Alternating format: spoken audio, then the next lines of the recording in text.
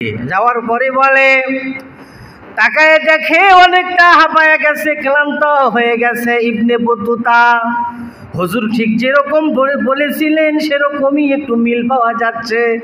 জিজ্ঞাসা করলেন, ভাই আপনার নাম কি? Ibn Battuta. আপনার নাম কি ইবনে বতুতা? বলে, আমার নাম তোমরা কেমনে জানলে? তোমাদেরকে আমি চিনি না। বলে, আমাদের পীর সিলেটের সম্রাট শাহজালাল ইয়ামানি আমাদেরকে আপনার কথা বলেছে, আপনাকে দেখতে এমন। আমাদের পীর মুর্শিদ বলেছে আপনি এখন কোথায় আছেন, কোথা থেকে রওনা করেছেন, কত দূরে আছেন, তাও আমাদের পীর সিলেট থেকে বলে দিয়েছে। সিলেট থেকে বলে দিয়েছে, এজন্য আপনাকে দেখে চিনতে পেরেছি। বলে, ভাই তাড়াতাড়ি নিয়ে চলো, তোমাদের পীর শাহজালাল ইয়ামানির দরবারে নিয়ে চলো। হুজুরের কাছে গেলেন, সাক্ষাৎ করলেন, একটা রাত বায়াত হওয়ার পরে থেকে গেলেন। আল্লাহর ওলি শাহজালাল ইয়ামানি তাকে প্রথমে এক জরবি আল্লাহ আল্লাহ জিকিরের সবক দিলেন, তারপরে লা ইলাহা ইল্লাল্লাহ নফি ইসবাত জিকিরের সবক দিয়ে দিলেন। 7 দিন 7 রাত হুজুর শাহজালাল ইয়ামানি তার দরবারে রেখে দিলেন। 7 দিন 7 রাত রেখে দেওয়ার পরে আল্লাহর ওলি বললেন, বাবা ইবনে বতুতা, আবার তোমাকে ইরাকে ফিরে যেতে হবে। 7 দিন 7 রাত আল্লাহর ওলি ফায়েজ তাওয়াজ্জুহ দিয়ে, খেলাফত দিয়ে, আল্লাহর ওলির একটা গায়ে খিরকা ছিল, শাহজালাল ইয়ামানির একটা খিরকা পরিয়ে দিয়ে বললেন, বাবা ইবনে বতুতা, এবার তোমার মাতৃভূমি ইরাকের দিকে চলে যাও, ইরাকের দিকে এবার চলে যাও। সেই নফি ইসবাত, সেই একজরবি ইল্লাল্লাহ ইল্লাল্লাহ লা ইলাহা ইল্লাল্লাহ, একজরবি আল্লাহ আল্লাহই তো কইগারি খানকায় হয় মিয়া সাহেব, এটাই তো হয়। এটা শাহজালাল ইয়ামানির জিকির। স্পষ্ট হাদিস শরীফের ভিতরে আল্লাহর নবী ইরশাদ করেছেন, কলবে ময়লা লাগলে কি করে সাফ করবেন? লিকুল্লি শাইইন সিকালা ওয়া সিকালাতুল কুলুবি যিকরিল্লাহ। জিকির দিয়ে কলবের ময়লা তুলতে হবে। আল্লাহর নবী হাদিস শরীফে ইরশাদ করেছেন, আশ-শাইতানু জাসিমুন আলা কলবি বনি আদম ফাইযা যাকারাল্লাহ খানাসা ওয়া ইযা গাফালা ওয়াসওয়াসা। প্রত্যেকটা মানুষের অন্তরের ভিতরে শয়তান হাঁটু গেড়ে বসে আছে। বান্দা যখন ফাইজা যাকারাল্লাহু খানাসা, যখন বান্দা জিকির করে শয়তান অন্তর থেকে পালায় যায়। যখন জিকির আবার বাদ দেয়, শয়তান অন্তরের ভিতরে বসে ধোঁকা দিতে থাকে। ইন্না ফিল জাসাদি লামুদগা ইযা সালুহাত সালুহাল জাসাদু কুল্লু ওয়া ইযা ফাসাদাত ফাসাদাল জাসাদু কুল্লুহু আলা ওয়া হিয়াল কলব। হুজুর বলেছেন, নিশ্চয়ই মানুষের অন্তরের ভিতরে, শরীরের ভিতরে বাম স্তনের 2 আঙ্গুল নিচে একটা গোস্তের টুকরা আছে, তার নাম হলো আলা ওয়া হিয়াল কলব, তার নাম হলো কলব। ওই কলবে যদি, ওই কলব যদি খারাপ হয়, ওই কলবে যদি ময়লা হয়, মনে করবে পুরা শরীরটাই খারাপ। আর যদি ওই কলবটা পরিষ্কার হয়, বান্দা তুমি পুরাপুরি পরিষ্কার, পুরাপুরি ভালো। বলেন না সুবহানাল্লাহ, পুরাপুরি ভালো। সেই জিকির আমি আপনি করে থাকি। এজন্য এই জিকিরের মজলিসগুলাতে যদি বান্দা প্রবেশ করে বসে থাকে, আমার আল্লাহ পাক দয়া করে মায়া করে তার জীবনের সগীরা ছোট ছোট গুনাহগুলি মাফ করে দেয়। আর যদি তওবা করতে পারি, আল্লাহ পাকের কাছে যদি কাটাকাটি করতে পারি, আমার আল্লাহ বলে শুধু সগীরা গুনাহ নয়, বড় বড় কবিরা গুনাহগুলি আমার আল্লাহ মাফ করে দিয়ে থাকে। তওবা করার কারণে আল্লাহর হাবিব হাদিস শরীফের ভিতরে ফরমান, বাগদালতু সাইয়্যাতিকুম হাসানা। গুনার জায়গা আল্লাহ দয়া করে নেকিতে পরিবর্তন করে দেয়। গুনার জায়গাও নেকিতে পরিবর্তন করে দিবে। বাদদালতু সাইয়্যাতিকুম হাসানা, কিভাবে দিবে? যদি বসে বসে কাঁদতে পারো, তওবা করতে পারো। আর যদি তওবা না করো, না কাঁদো, শুধু বসে থাকো, ছোট ছোট সগীরা গুনাহ মাফ হয়ে যাবে। এজন্য বসেছি, জান্নাতি পরিবেশ, ঠিক কি না? আল্লাহর হাবিব ইরশাদ করেছেন, মানেন তো নাকি? এটা জান্নাতের পরিবেশ, জান্নাতের বাগান। অসংখ্য আল্লাহ পাকের ফেরেশতারা এখানে হাজির আছে, আল্লাহর নবীর হাদিস শরীফ দ্বারা বোঝা যায়, ঠিক কি না? শোনো ভাই মুসলমান, শোনো দিয়ে মন প্রাণ, কই গাড়ি খানকাসকে জান্নাতি বাগান। এ বাগানে আসবে যারা, এ বাগানে বসবে যারা, সবাইকে আহলান। শোনো আশেকান, শোনো জাকেরান, শোনো মুরিদান, কই গাড়ি খানকাসকে জান্নাতি বাগান। বলেন না মারহাবা। মাওলানা রুহুল আমিন মাদারীপুরি, তিনি হলেন সবার প্রিয় নয়নের মণি। আজকের জিকির মাহফিলে যিনি প্রধান আকর্ষণ, তাহার সাথে জিকির করে জোরালো পরাণ, তাহার মুখে শুনবো আবার মিলাদে কিয়াম। বলেন না মারহাবা। সিলসিলায় ফুরফুরা শরীফের মতদর্শের উপরে জিকিরের মাজলিস হয়ে গেছে। এটা বড় নিয়ামত যে জিকিরের মাজলিসে আপনি আমি বসতে পেরেছি, ঠিক কি না? আমার পীর সাহেব কেবলার তো বহু মুরিদ আছে এখানে, সকলে কি আসতে পেরেছে? যাদের নসিবে আল্লাহ রাখবে, যখন রাখবে, যে কয়বার রাখবে, আল্লাহ পাক নসিবে যদি রাখে তাহলে নিয়ামতের হকদার হতে পারবো, ঠিক কি না? এজন্য এই জিকির করে করে আল্লাহ, এই জিকির করে করে মুমিন বান্দারা আল্লাহওয়ালা হয়ে গেছে, অলি বান্দায় পরিণত হয়ে গেছে। আগের যুগের রাজা বাদশারা তারা কত পীর ভক্ত অলি মানুষ ছিল। এতে ভাই একটু আগে বললেন যে আমাদেরকে আজকে মাজার পূজারি বলা হয়। আরে ভাই, আমরা শুধু মাজারে যাই না, পীরের কাছে যাই না, বড় বড় অলি আল্লাহ আলেম, মাযহাবের ইমাম, তরিকতের ইমাম, সকলেরই পীর মাশায়েখ ছিল, ঠিক কি না? পীরের কাছে গেলে শিরক হবে কেন? সবারই পীর ছিল। শাহজালাল ইয়ামানি, আব্দুল কাদের জিলানি, তাদেরও তো ছিল পীর, জাননি তুমি। জগতের সাবলীগণ ধরেছে পীরের চরণ, পীর রাজি হইলে রাজি আল্লাহ তাআলা। ও আমার মুর্শিদ কিবলা, তুমি যে আমার কিবলা, চরণে রাইখো গো বাবা, কইরো না জুদা। জগতের সকলেরই পীর ছিল। তুমি পণ্ডিত, তোমার পীর লাগবে না।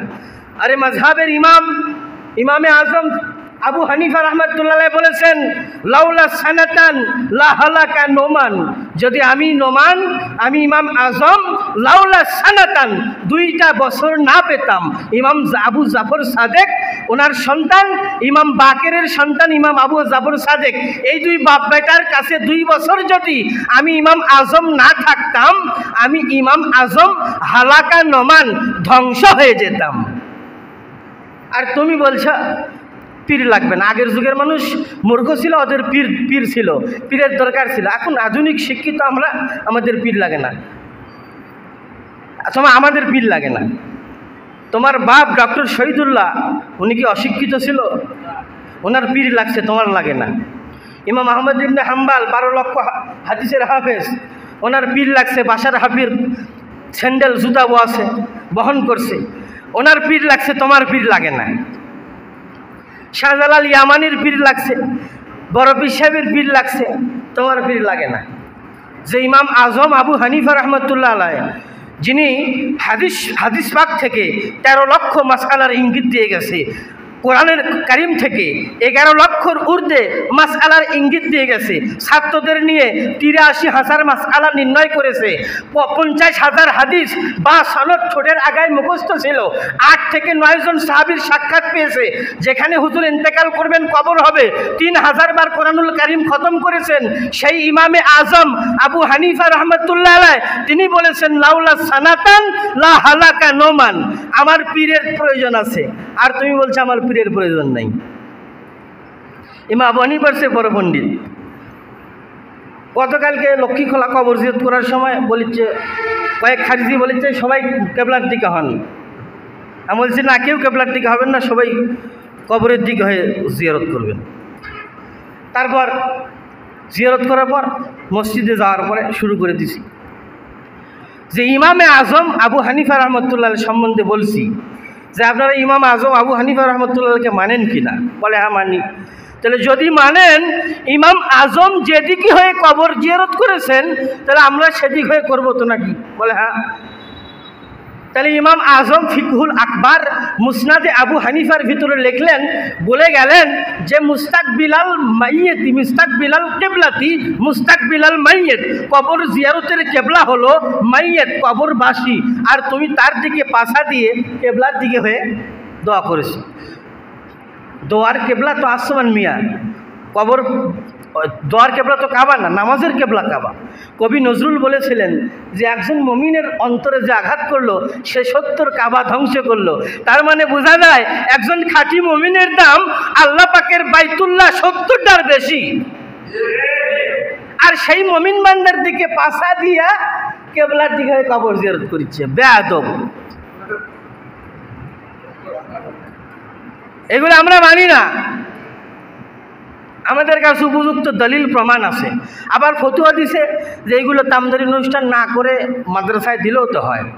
কেন? তামদারিতে মানুষ খাওয়ালে কি হবে? তামদারিতে মানুষ খাওয়ায়, ধনী গরিব ফকির মিসকিন পশু পাখি সবাই খায়। এর বদৌলতে এর বিনিময়ে আল্লাহ পাক অশেষ সওয়াব দিয়ে থাকে, মুর্দার উপকারে আসে। বলছে আমার মাদ্রাসায় দাও। কেন? তোমার এখানে মানুষ খাবে আর তোমার মাদ্রাসায় কিন্তু তবিলি খাবি নাকি? তুমি এটা বলতে পারো যে ভাই এখানে অনুষ্ঠান পরিচ্ছন্ন করেন, সামান্য কিছু আমার মাদ্রাসায় দেন, এই বলতে পারো। অথচ হাদিস শরীফের ভিতরে মেশকাত শরীফের 2 নম্বর হাদিস, 2য় নম্বর হাদিস, সাহাবীরা জিজ্ঞাসা করলেন আইউল ইসলাম ও খায়রুন, হুজুর ইসলামের ভিতরে সর্বোত্তম কাজ কোনটি? তখন হুজুর সাল্লাল্লাহু আলাইহি সাল্লাম বলেন, ক্বালা তুতিমুত তুআম ওয়া তুকরিউস সালাম আলা মান তারিফ আলা মান ওয়ালাম ইয়ারিফু ওয়ালাম তারিফ, হোক পরিচিত অপরিচিত সবাইকে সালাম দাও আর মানুষকে খাদ্য খাওয়াও। এটা হলো সর্বোত্তম ইসলামের কাজ। মেশকাতের প্রথমেই আছে। আরে মেশকাত যে পড়তে পারে না সে আবার আলেম হয় কি করে? খালি জুব্বার উপর লাগালি আলেম, জুব্বা বলে আলেম হয় না। মেশকাতের শুরুতেই আছে, 2 নম্বর প্রথম পৃষ্ঠাতেই আছে মানুষকে খাওয়ানো সওয়াবের কাজ, মেশকাতের প্রথম পৃষ্ঠা আছে। সারা মেশকাতই খুলেনি, ওই কায় আমি আলেম মৌলভী মাওলানা। যে ঠিকমতো মেশকাত মোতালা করে না, মেশকাতের হাদিস প্রথম পৃষ্ঠার হাদিস প্রথম অধ্যায়ের হাদিস যে জীবনে পড়েনি, এই কিসের মাওলানা? ফতোয়া দিচ্ছে মানুষকে খাওয়ান লাগবে না। কে খাওয়ান লাগবে না করে? এখানে ওই অনেক মহিলারাও আসে, এখানে বেপরদাই হয়, শরীয়ত বিরোধী হয়ে যায়। অনেক বাইরের লোক আসে, মহিলারা বসতে ভাত খায়, অনেক পুরুষেরা মহিলা দেখে, এই গুনাহ হয়। অতএব এগুলো না করে আমাদের মাদ্রাসায় দাও। কত বড় ঠান্ডা মাথার খুনি দেখেন। আমাদের কাছে, আমাদের সিলসিলায় ফুরফুরা শরীফের মানুষের কাছে এগুলো চলবে না। আমরা হক সিলসিলার মানুষ, আমরা হক সিলসিলার মানুষ, খাঁটি সিলসিলা, কষ্টি পাথরে যাচাই করা সিলসিলা। আমাদের কাছে উপযুক্ত দলিল ও প্রমাণ আছে। আগে প্রমাণ করে দাও আমরা বাতিল, তারপরে তোমার দলে যাব, ঠিক কি না? আগে নিয়ে তুমি প্রমাণ করো আমার বউ তালাক, প্রমাণ করো যে আমার বউ তালাক হয়ে গেছে, তাহলে ফের বিয়ে করব। আরও প্রমাণ করতে পারবে না, আপনি ওই বই থেকে কেন আবার আরেকটা বিশৃঙ্খলা করা লাগছে, ঠিক কি না? আগে প্রমাণ করে দাও আমারটা বাতিল, যদি প্রমাণ করতে পারো তাহলে আবার তোমার দলে চলে যায়, ঠিক কি না? এবার আসেন, আল্লাহর ওলিদের কাছে গেলে, মাজারের কাছে গেলে যারা শিরকের ফতুয়া লাগায় তাদের উদ্দেশ্য করে বলছি যে যুগের বিখ্যাত ইমাম ছিলেন ইমাম শামসুদ্দিন আয-যাহাবী রহমাতুল্লাহ আলাইহি, যিনি 3 লক্ষ হাদিসের সনদ সহ মুখস্থ জানতেন। তাহলে বেটা ছোট আলেম না বড় আলেম? তিনি একটা কিতাব লিখেছে সিয়ারু আলামিন নুবালা, 35 খণ্ড, সিয়ারু আলামিন নুবালা।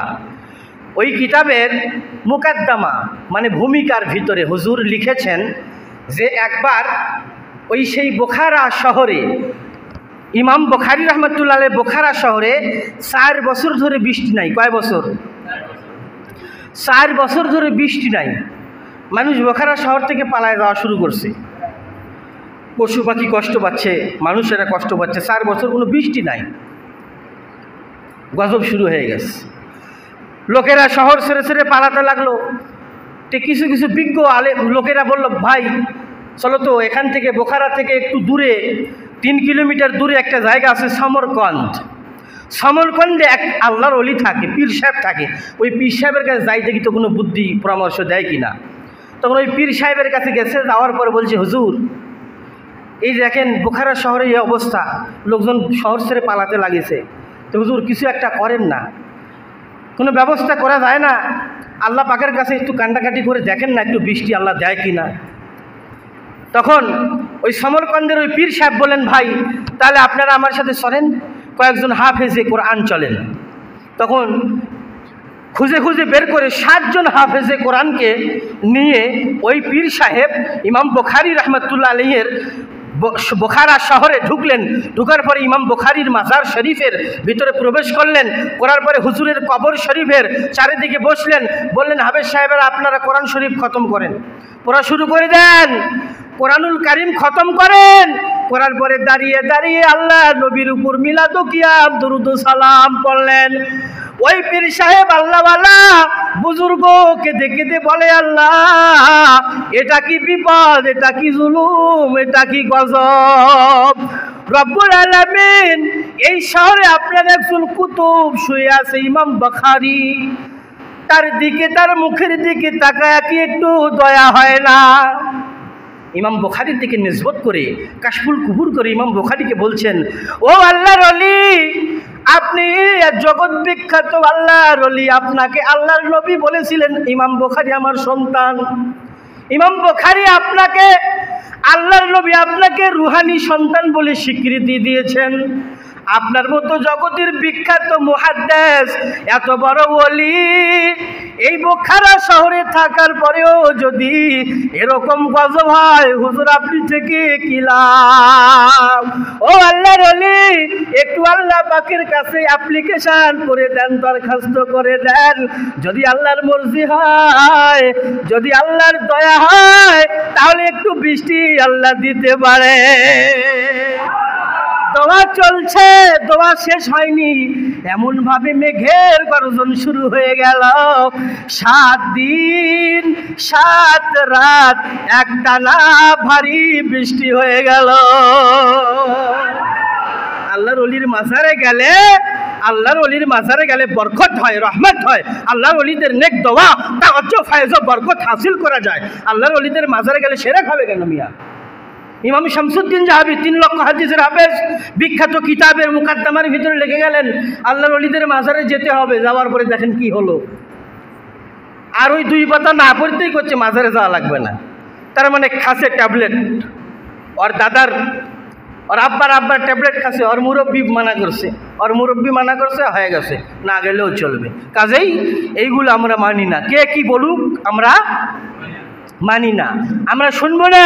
আমরা পীর ধরেছি, মুর্শিদ ধরেছি, আমাদের পীরের কদমেই পড়ে থাকবো মরণ পর্যন্ত, আজীবন হক সিলসিলায় যেন আল্লাহ পাক আমাদের দায়েম কায়েম রাখে। ঠিক কিনা? কে কি বলুক আমরা শুনবো না, ঠিক কিনা? কে কি বলুক আমি শুনবো না, কারো কথায় আমি কান দেব না। হুজুর কেবলা আমার জ্যোতি, মুর্শিদ কেবলা আমার জ্যোতি, আমারি গলার মালা বুঝি শুধু একটাই আমি আমার, মুর্শিদ কেবলার পাগলা বুঝি শুধু একটাই আমি আমার মুর্শিদ কেবলার পাগলা, আমার হুজুরকে বেলা মদিনা ওয়ালার সখা রে, মদিনা ওয়ালার সখা। বলেন না সুবহানাল্লাহ। সেই সখা ধরে পাব, সেই দামান ধরে পাব, মদিনা ওয়ালার দেখা রে, মদিনা ওয়ালার দেখা। আল্লাহ কবুল করেন, সকলে বলি আল্লাহুম্মা আমিন। মুহাব্বতে দরুদ পড়েন। আল্লাহ